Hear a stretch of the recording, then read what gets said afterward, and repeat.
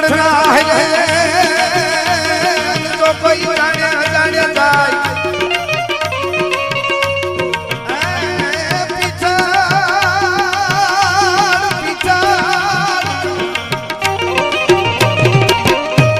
અમારી આઈ પીછળના આંગણે કોઈ જાણે અજાણે જાય પણ એના ભવના દુઃખો